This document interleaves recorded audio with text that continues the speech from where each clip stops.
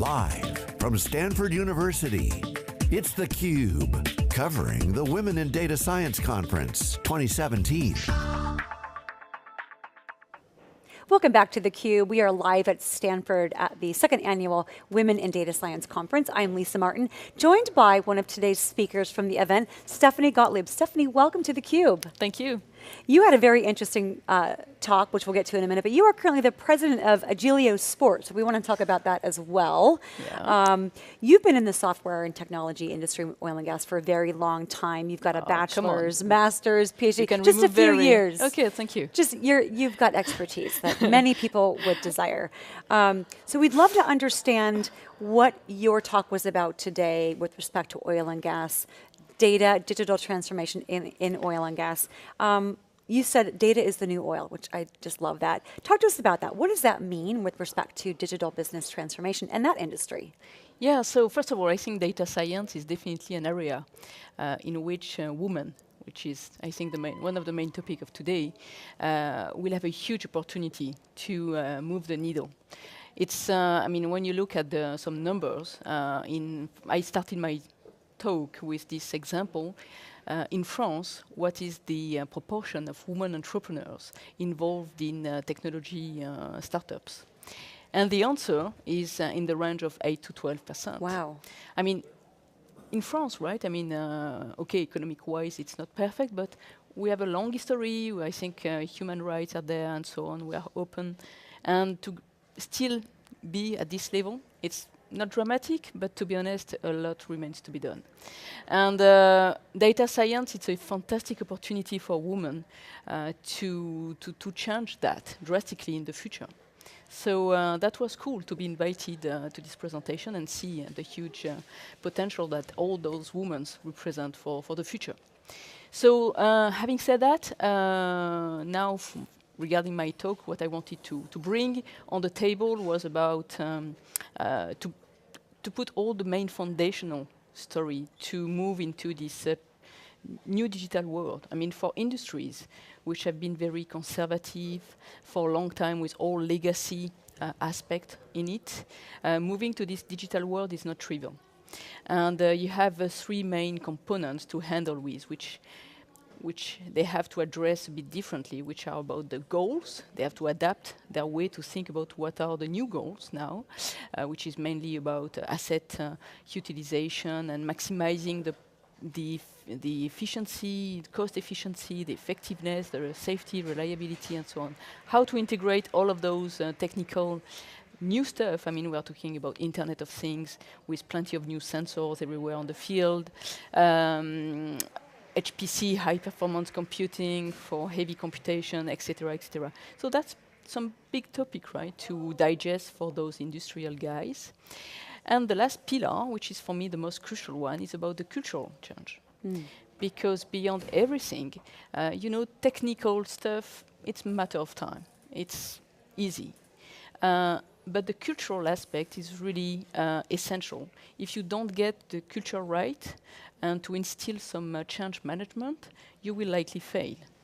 And successful and valuable transformation comes with organizations that have learned how to involve all of their entities, not just technical, but legal, HR, accounting, sales, marketing, all together to be aligned and to go to it. That's such a great point. Cultural evolution is critical. It's so hard. Absolutely. Right? You talk about whether it's a big oil company or a big tech company or another company that's large in another industry. But it's, are you seeing, though, I completely agree with you that cultural change is the essential component. In the oil and gas industry, how have you seen data science drive or influence cultural transformation? For sure. I mean, the data now is in the center of everything. When I said, and you repeat it, data is a new oil, you know, until a recent past, we were driven by product-centric approach. Today, it's all about services and it's all about data. And that is a different paradigm that we need to integrate in the industry and in the oil and gas that I know better to get the best benefit from it. So it's a challenge, but it's a fantastic and very passionate challenge to handle in the future. So that's why we have opened a center actually here, for example, in the Bay Area, to be close to the heart of what is happening in data science. Oh, fantastic. One of the things that you also said in your talk was that transformation through data analytics is equally as relevant on the operational side of a business as it is on the financial side. Expand upon that a little bit. Yeah, actually on the financial side, so the operational exploration, production aspect, I think it's more or less understandable. On the financial side, it's a bit more hidden. And but for too long, our industry, I mean the oil and gas industry, have been substantially blind by not understanding how to best use their commercial data in a holistic way. And now new startups actually have instilled some new way to think about that, and develop new products based on machine learning, combining machine learning, financial analysis, etc., together to gain in accuracy, to gain in predictability, and a key factor is to get access to this information in a much faster time. And you know, in any industry, but in oil and gas industry, time and precision cost a lot of money. Absolutely. So, what are some of the things that you would recommend to some of the young girls that are here, young women that are here, in terms of being able to influence an industry and elicit cultural change from an education perspective? Is it just data science, or what are some of the other skills and backgrounds you think they need to have to be able to drive such change? yeah, I think the conference was touching this point since this morning, and there is no clear answer, obviously. There is no recipe, but for sure, I think many industrial today are still mired in their old ways. And they really need some fresh input, some fresh insight to really drive the culture right, the strategy right, that is necessary to move on a valuable and successful transformation. And this fresh input, this fresh insight, I think, can be completely an opportunity for women to jump into these jobs or this aspect of the story, and with either a technical angle or a managerial angle. I think it can be both, right? And it's not exactly the same soft skills that are behind. So skill-wise, you know, let's be passionate. If you love the data, if you enjoy playing with the data, I think you will be perfect. Doesn't matter if you are a man, a woman. I mean, you are just a data scientist at the end with skills, and it's all about what you can bring and value to the company that will you will work for. Right. So go for it. I mean, the data science world is an oyster, right, for Absolutely. women. So go for it. Yes. I mean, really, it's a fantastic opportunity. It is, and some of the things that we heard today from a skill perspective is kind of opening it up or maybe broadening it a bit. Absolutely, the core data science skills are essential. The blend of hacker, statistician, mathematician, scientist, but also looking at some of the softer skills, creativity.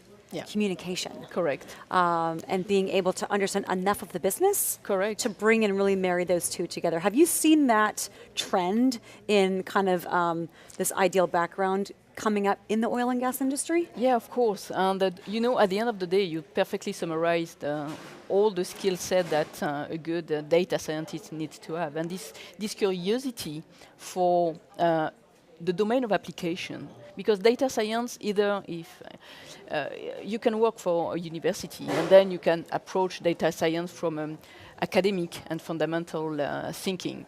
But to be honest, most of the time and most of the jobs are using data science for a purpose and for an application. So then you need to adapt yourself, and to be sure that you will have this curiosity, you need to adapt yourself to the knowledge world and not the opposite. So that this ability of adaptation, of curiosity, of passion for the type of problems or challenges, issues that you will have to address through the data science world will be key. And it's really up to everybody to analyze if they want to go for it or not.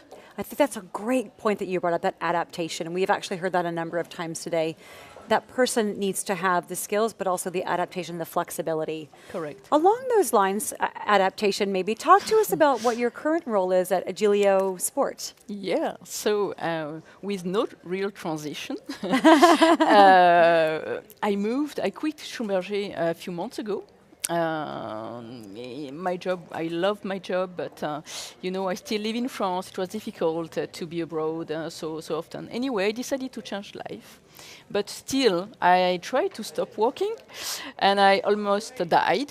So I decided to move forward to another challenge, really. And the new challenge is to combine and reconcile my two passions, which are digital and sports.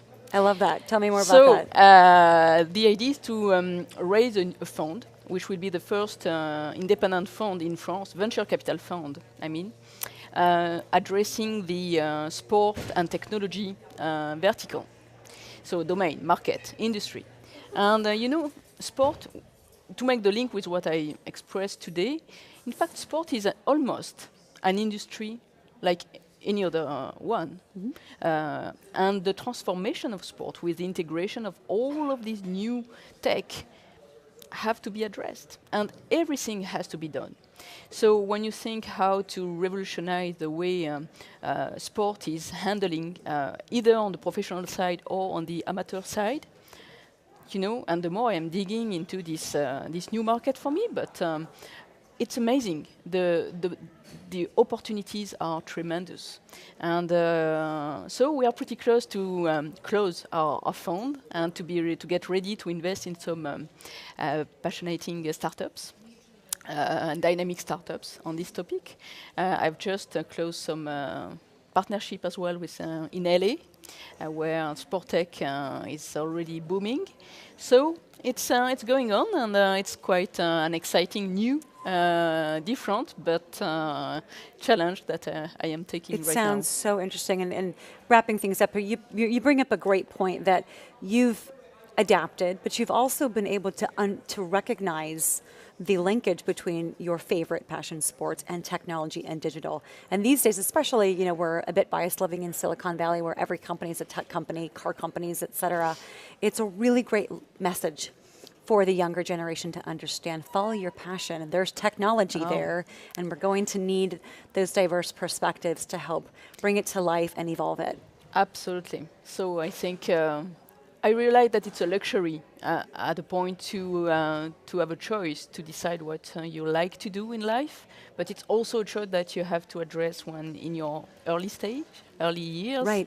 And giving you the maximum opportunities for the future is important. And then you can have this luxury effectively to decide for your passion and to be driven by your passion. There's the nirvana, exactly. Well, Stephanie, thank you for those wise words of wisdom. Thanks so much for stopping by Thecube today. It's been a pleasure having you on. Me too, thank you. And we were going to be right back. We are live at the Women in Data Science Conference. Stick around, coming right back.